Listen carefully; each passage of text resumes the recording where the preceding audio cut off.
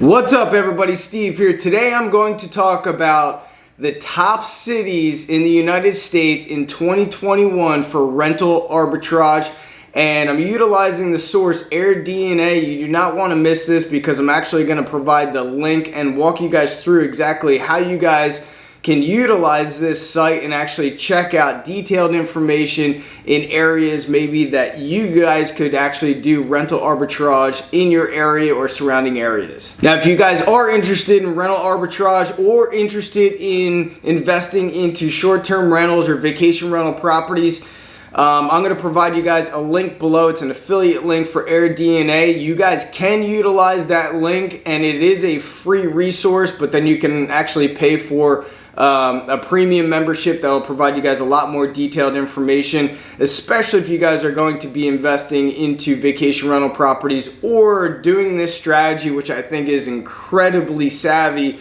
which is short-term rental arbitrage. So now you might be asking, what the hell is rental arbitrage? So basically it's essentially a low risk investment. So essentially you guys are finding properties where you can lock into an annual agreement with a landlord and then utilizing that property as if it's kind of your own and renting it out on a short-term basis using sites like Vrbo or Airbnb. So let's take, for example, you rent a house on an annual basis for $2,000 a month, and after renting it out on a short-term basis, let's say you gross roughly $3,000 per month over a 12-month period. You guys gross $3,000 per month, and let's say your ongoing expenses, because you guys are going to be responsible for expenses like utilities, internet, cable, water, essentially everything that you'd be provided if you were to rent a hotel.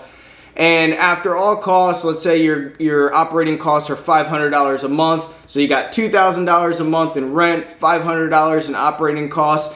And if you guys are making $3,000 a month, the spread on that is net profit of $500 per month. Now, it's extremely important that you guys take in consideration also, if you guys are going to do something like this rental arbitrage, that there are certain upfront costs that are going to be mandatory to make sure that you guys can even do this. So that's going to include furnishing the place, decor, including all the linens, towels, toiletries, and any kind of licensing that you guys are going to have to get from any kind of local government. So let's talk about, according to AirDNA, as of Q2 2021, there are over 600,000 multifamily listings in the United States listed on Airbnb and Vrbo as short-term rentals. Travel demand has been upended over the past year, with the demand for short-term rentals in the 50 largest cities still down about 25% from 2019 levels. However, demand is up from 50% drop in 2020 and a full recovery expected by 2023. Obviously, we knew that things were going to go down. We even felt it here on a local level in terms of people just not taking vacations because of travel restrictions and everything due to COVID. But ever since travel restrictions have lifted, we've been slam packed. Even here in Southwest Florida, usually summer months out here because it is hot, a lot of people don't vacation as much, but this entire summer has been crazy, and a lot of short-term rental properties have been booked and booked solid. It goes on to say large urban coastal markets saw steep declines in listings, falling more than 25% in Boston, Los Angeles, Seattle, and New York. On the other hand, listings in San Antonio, Dallas, and Jacksonville grew more by 40% over the same period. And obviously we knew what happened in New York, Seattle, Los Angeles, Boston. I mean, it's a lot of those cities just were wreaking havoc and nobody wanted to stay in those cities. So people obviously were not vacationing and utilizing short-term rentals in those cities. However, other more friendly vacation cities like Jacksonville definitely had a boost in short-term rentals. Hey, by the way, I appreciate everybody that is a subscriber. If you guys are not a subscriber, I talk everything real estate, personal finance, and business. And also super excited about our merch line. Invested, it says this on the bottom of the cup. It just reminds me of always being in an investment mentality, whether it's investing in education for myself or into assets or into rental arbitrage that we're talking about today. So anything you guys buy in Teespring below, I appreciate it. It helps support the channel tremendously, and again, thank you guys very much. Now it goes on to say demand for short-term rentals in coastal destinations was up over 20% in the second quarter of 2021 versus 2019. As mentioned, I'm over here in Southwest Florida. Obviously we're on the coast as well, and yes, I can tell you, short-term rentals have been up tremendously. A lot of people have been itching to get out of their hometowns and into, especially in Florida, it's been way more laxed, especially with Governor DeSantis and how lax he's been truly for, welcoming other people from other states, other countries, while everything's going on with the pandemic. So Florida, in my estimation, has just seen a huge uptick in terms of people vacationing out here. All right, now I'm going to bring you guys into the AirDNA site, and this is so cool, so you guys want to check this out. So let's go ahead and jump into this real quick, and I'll show you guys basically the best cities for rental arbitrage in 2021, and I'm going to go through something else that's pretty cool, and let's check it out now. All right, as mentioned, I'm going to be able to provide you guys the link for this as well. So I'm not going to talk about all the cities in terms of the hot markets, but just to show you how precise this information is, obviously you're going to have to look at your local level in terms of where you're going to try to do rental arbitrage or investing into short-term rental properties. But the AirDNA is an invaluable solution if you guys need to find these stats. But as you can see, some of the top cities are Savannah, Charleston, New Orleans, Nashville, Jacksonville, San Diego, Tampa, St. Petersburg, Miami, Las Vegas, Austin. Anyway, Fort Lauderdale. You guys can go through this list and check it out on your own. I'm going to provide you guys the information for this in the link below, but also check it out. Effective rents, okay? And then monthly short-term rental revenue. So effective rents is what you're going to be able to basically, on average, rent a property on a monthly basis. So for example, in Savannah, effective rents are say $1,200, and estimated monthly short-term revenue is $3,800, almost $3,900. So if you guys are doing this in Savannah, you look at the spread. The spread is just astonishing. If we scroll over here, you can see the STR premium or discount up basically 230%. And then we scroll over to here, the amount of nights to cover rent, 5.2 nights. So basically, to break even in Savannah, you basically would need about 5.2 nights of bookings to cover your rent for the month, and anything over that is just going to be profit. Obviously, again, you got to take in consideration monthly expenses. It talks about the short-term rental average daily rate showing $228, and it also shows the occupancy rate. So about 56% of the monthly bookings is booked. So basically half of the month, a little bit over half of the month, basically over a 12-month period is booked. So basically half the year in most of these cities is booked. So you guys can do the math on this. Now let me scroll down. Again, you guys can get this information for free through the link.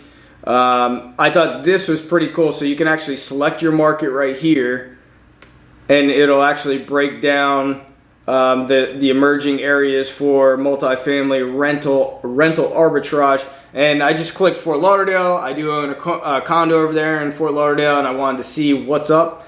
And basically, the average apartment effective rent percentage change up 11%, and the short-term rental up 31%. That's a huge swing. So again, you can look at the effective rentals, about $1,800 on a annual basis, and you can anticipate $3,300 in short-term rental revenue. I just think that's a huge opportunity for people to take advantage of rental arbitrage. So here are some of my thoughts, and before you guys get into it, again, it's going to help out with the channel so other people will watch this kind of stuff. If you guys can go ahead and just tap that like button, it's going to help me out tremendously. So if you guys are getting value out of that, I really appreciate it.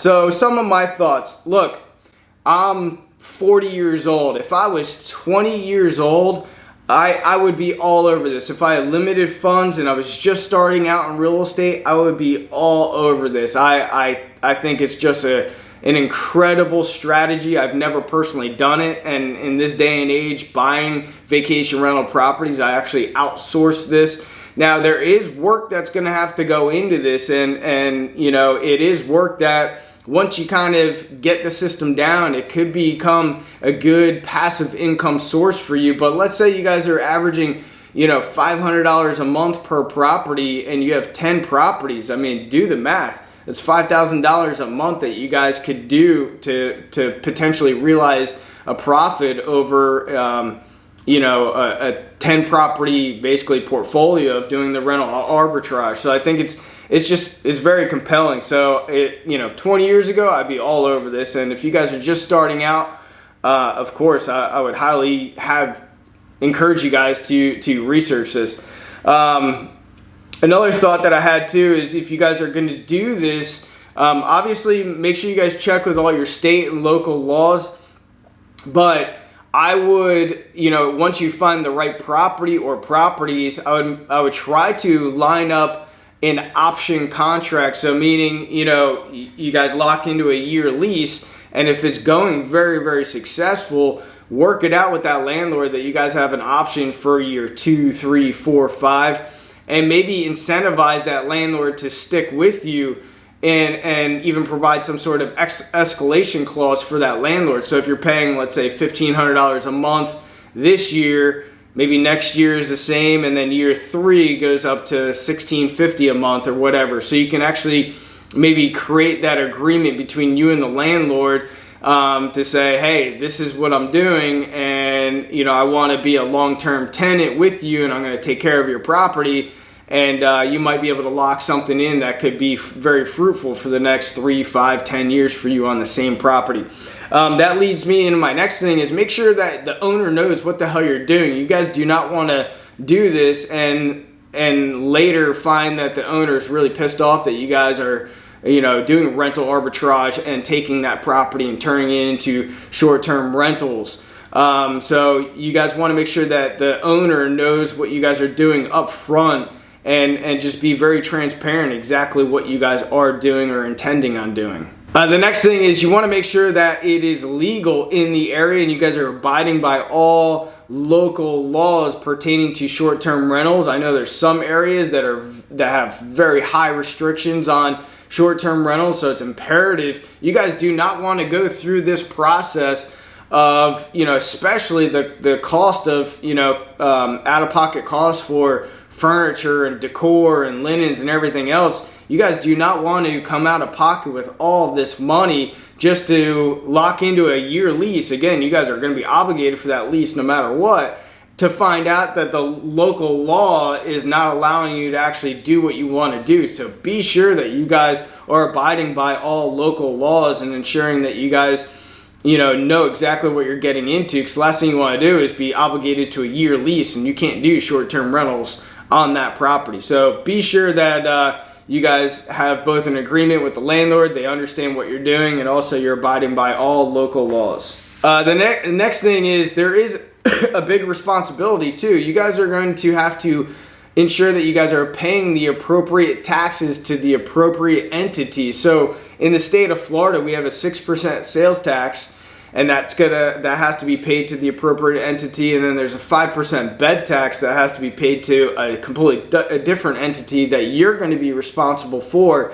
Now, the guest is going to be charged for that. So, you know, just like a hotel, when you check into a hotel, you're going to have certain taxes that you have to pay as a guest, and this is no different. So it's not like you're going to have to come out of pocket with these taxes. It's going to be charged to the guests. Make sure you guys are charging the appropriate taxes to your guests, but you're going to be responsible for paying out those taxes. So make sure that you guys are doing that. Another thought that I had too, and I've read other articles about this, approaching smaller apartment complexes and those landlords, especially if they have a vacancy issue, or, you know, a lot of times people, you know, smaller landlords, they might have a 10% vacancy, And if they're struggling, this could be even a better opportunity for you as well, where you can come in and really work a multi-door deal with smaller landlords on smaller apartment complexes, and where you're going to explain to them exactly what you're doing, and you're going to basically convert one of their units or 2 or 5 units into short-term rentals. You're going to handle everything, and they're going to be guaranteed their payment. Look, if I'm a landlord and I have, say, a 20-unit apartment complex, and I'm always struggling to have 5 units rented out, and I'm guaranteed that this guy over here is going to take care of the properties, do short-term rentals, be respectful, and really just take care of my properties, but I know that I have 5 doors of consistent revenue from one guy that's always going to be paying me, I would probably be interested in doing that deal. So don't be afraid to reach out to some of these guys, but make sure that you guys have your stats together. Make sure that you guys really present this to these landlords and have your stuff together, because they want to have that trust in you that not only are you taking care of the property, but also that you're going to really screen guests to make sure that they're not causing havoc in the neighborhood and everything else. So you guys want to have a good presentation is my point when you guys are approaching these landlords. If you guys are interested in investing into short-term rental properties or rental arbitrage, check out this next video that I have. It's going to basically break down the pros and cons of vacation rental properties, and also another video I have on how to increase revenue if you guys are going to invest in short-term rentals or rental arbitrage. Check out those videos next, and I'll see you there, and I appreciate all your support on this channel. Thanks a lot, guys.